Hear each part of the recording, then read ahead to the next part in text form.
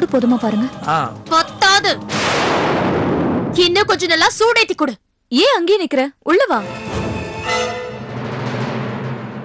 நாங்க உள்ள வந்தா உங்க 2 பேர் உல்லாசத்துக்கும் இடைஞ்சலா இருக்காதா?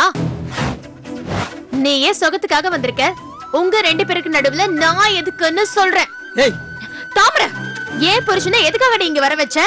எல்லாரும் முதல் ராத்திரியில பால் குடுப்பாங்க, நீ முதல் பகல்ல காஃபி குடுக்கறியா? வேணாம் தாமர, வீணா வார்த்தையை விடாத. வார்த்தையை விடாம வாழ்க்கையை விட்டுட்டு உட்கார சொல்றியா? பழைய விட்ட குறை தொட்ட குறை இன்னும் தீரலையா? ஏ மாமா, கட்டிக்கு நானு தொட்டுக்க இவளா? என்ன மாமா, அப்ப சொன்ன வசனம்லாம் ஞாபகம் இருக்கா இல்ல மறந்து போச்சா?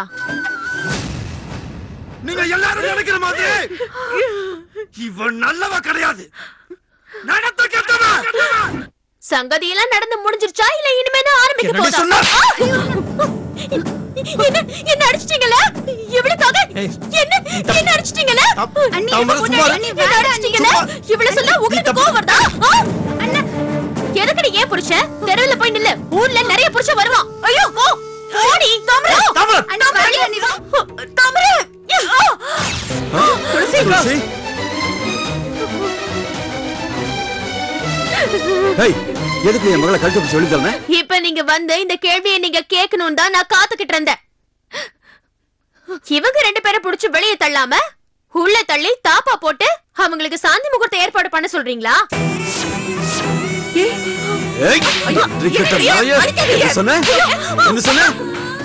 போடி வெளியே. இனிமே நான் உனக்கு அப்பனும் இல்ல, நீ எனக்கு மகளும் இல்ல. போடி வெளியே. என்னைக்குதான் நீங்க எனக்கு அப்பா வந்திருக்கீங்க?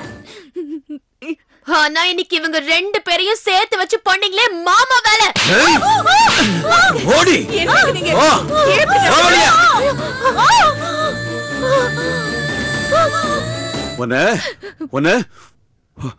உன்னை ஒட்டு மொத்தமா தலை முழுகிறேன்.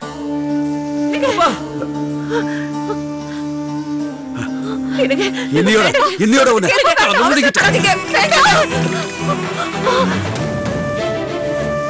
மாமா,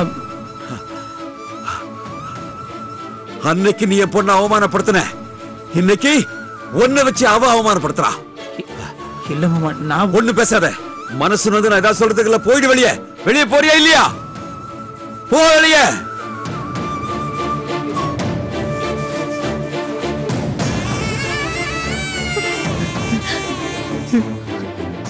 என்ன மன்னிச்சிருமா, என்னாலதான் உனக்கு இந்த அவமானமா.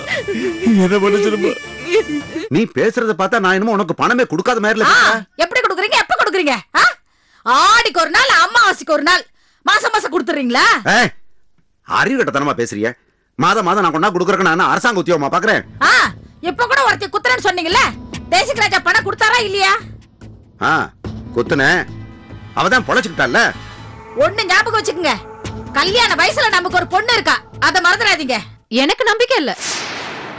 நான் உங்ககிட்ட அடிக்கடி கேட்டுட்டே இருப்பேன், எனக்கு ஒரு ஸ்கூட்டி வேணும், அதுக்கு ஏற்பாடு பண்ணீங்களா? அட நீ வேற ஸ்கூட்டி கேட்டிட்டு ரத்தத்தை பாக்குற வேலை இனிமே வேண்டாம்னு எத்தனை முறை நினைச்சாலும் இன்னமும் நான் கத்தியை தூக்கிட்டு திருந்தேன். எதுக்காக? எல்லாம் உங்க 2 பேர் தொல்லைக்காகதான். துளசி செல்வாவும் ஒண்ணா இருந்தாங்களா? ஆமா அத்தை.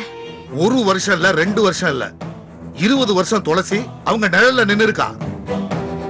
பல லட்சம் தடவை அப்பா அம்மான்னு கூப்பிட்டு இருக்கா. யாரு என்ன சொன்னாலும் அந்த சொந்தம் விட்டு போவாது. தற்செயலா நடந்ததுக்கு யாரு தப்பான முலாம் பூசாதீங்கன்னு தான் சொல்றேன். எதுக்கு தற்செயலு? அவ அப்பா அம்மாவை பார்க்க தற்செயலா அங்க வருவாளாம். எங்க அண்ணன் அண்ணியும் மார்க்கெட்டுக்கு தற்செயலா காய்கறி வாங்க போவாங்களாம். எங்க மகன் தற்செயலா அவங்கள மார்க்கெட்ல பாப்பானா.